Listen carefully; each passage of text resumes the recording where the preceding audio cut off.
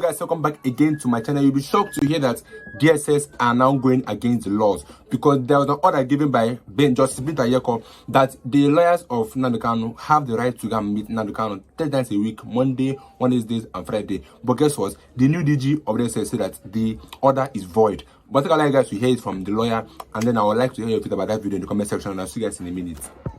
Distinguished members of the media, this brief press encounter by the members of the legal team of Nnamdi Kanu and the media people concerns primarily what happened yesterday at the Federal High Court.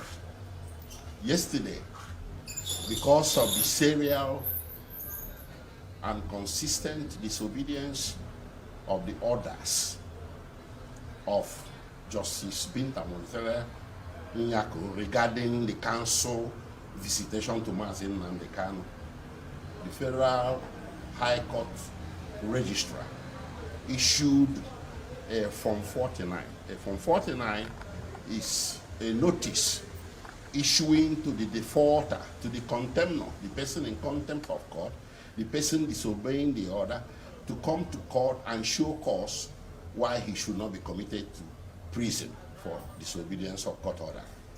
This happened yesterday, and I shall release the transcript to the media after this press conference.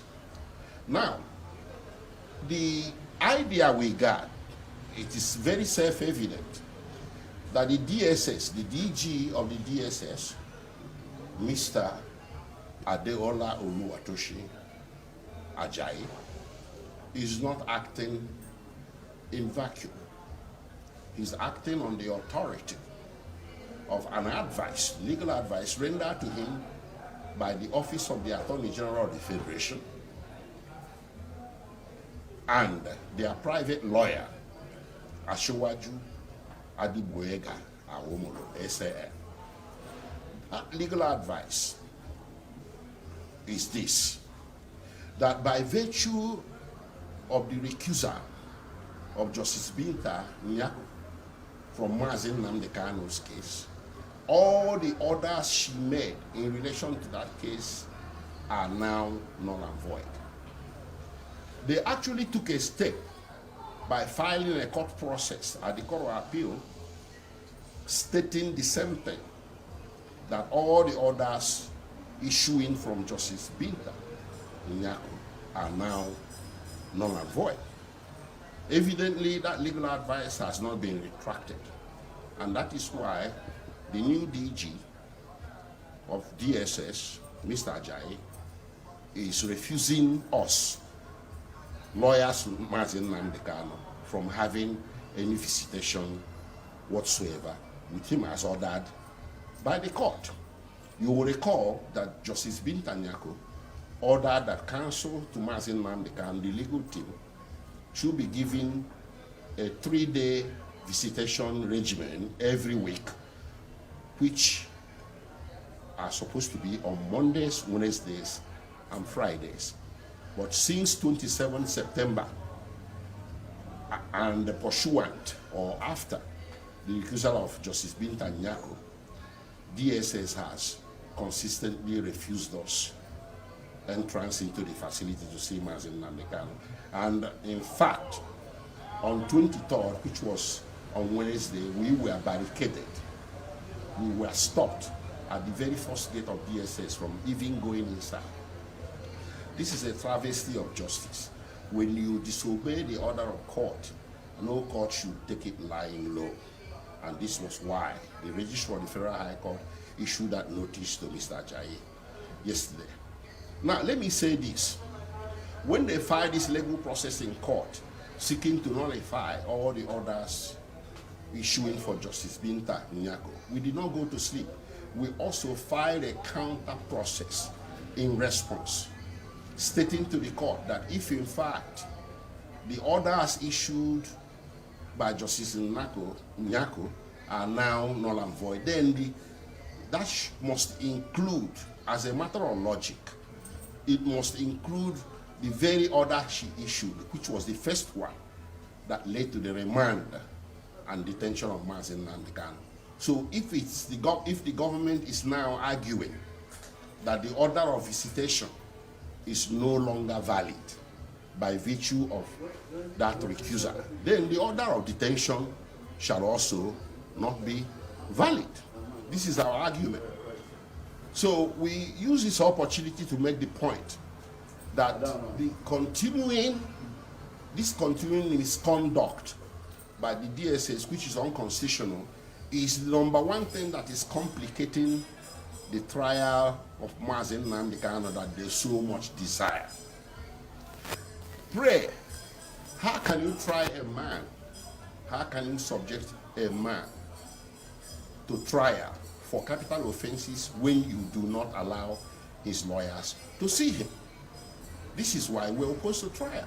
But they make it look like we are unwilling to stand trial. No, we are not. We are willing, but the constitutional considerations or constitutional conditions, requirements before a trial can ensue must be present. And the most important one, and which is overriding, is our client's right to fair trial. You cannot have fair trial in the absence of lawyers having access to the defendant to prepare him for trial. So this notice that was issued yesterday has become the climax of this serial contempt of orders of God by the DSS.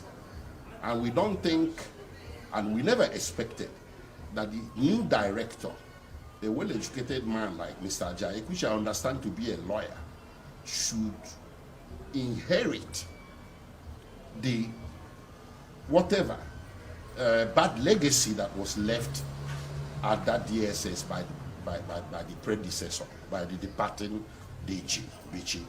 So we expected him to act better and to act within the confines of the law. So this is why we decided that we should shed light on this. You are going to receive details of that in your emails later on. Thank you. What you must know is that Nnamdi Kanu is being held hostage on behalf of the famed unity of Nigeria. That's what it's all about. It's as simple as that. If you mention his name in certain circles, they don't want to hear it because they feel like he threatens the real estate called Nigeria. And his Igbo makes it worse because Nigeria's DNA hates the Igbo for attempting, in the 60s and, towards the end of the 70s, to leave a country they said is no longer favorable to their existence. But I keep saying, and I will repeat here again, is there any Nigerian out there in their majority who has not mentally seceded from Nigeria? Not many. That's why people are living in droves. Each time you get on a plane leaving this country is full, each time it's coming back, probably full too, but it is those who are coming back to pack their things that are coming back. That's the way I describe it.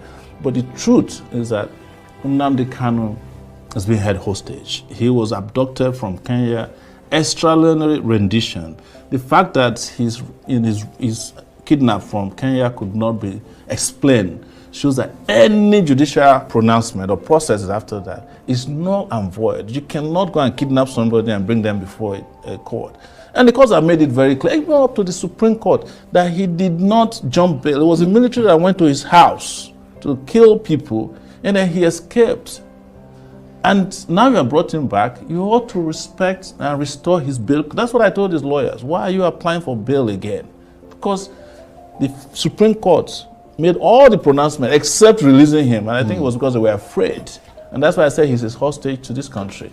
And like you rightly said, there are other people who have made even more egregious pronouncements and fought and carried arms in this country. And you have not treated them the same way because they're not Nnamdi Kanu's, their name don't sound East. And I'm not here to fetish being able. But the reality is that they are not treated fairly. And Nnamdi Kanu is part of the reason why that is clear to everybody. Right. And by the way, I must also reveal here that there are some Igbo elites who are behind this. Whenever there's a crime of conspiracy against freedom fighters, There are people inside and outside who are working together. You can see that we are in a country where where people are now higher than above the law, because an order was given to the DSS that Nnamdi Kanu's lawyers should be able to meet him 3 times in a week: Monday, Wednesday, and Friday. But the lawyers have failed. The DSS have failed to do that, and they say that this is an order from above. Which above? Where court justice herself gave the order, but DSS are going against the order, saying that the order from above say that nobody should allow anybody to sit Nnamdi Kanu. How does that make sense? Because I believe that the lawyers have the right to meet Nnamdi Kanu to talk on certain things, but here we are in Nigeria where people are above the laws. People are above the laws. How did you get here? Because it's not even sounding nice that a judge will give an order, and then some persons are going against the order. And I believe the government don't even have rights to go against any order. Because in every civilized country, there is rule and regulation. There are orders. When the court have given an order or a judgment, that judgment stands. But in Nigeria's case, it's different. But I'd like you guys to know that this video watched in the comment section, and I'll see you guys in a minute.